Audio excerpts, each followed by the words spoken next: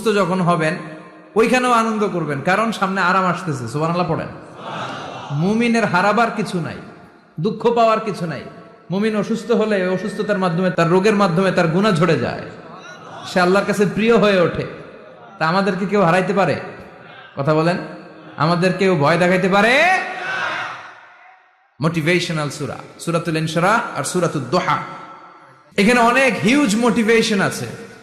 যারা হতাশ, যাদের জীবন ভাল লাগে না, মরে যেতে মনে চায়, গার্লফ্রেন্ড গালি দিছে, আছে না নাই?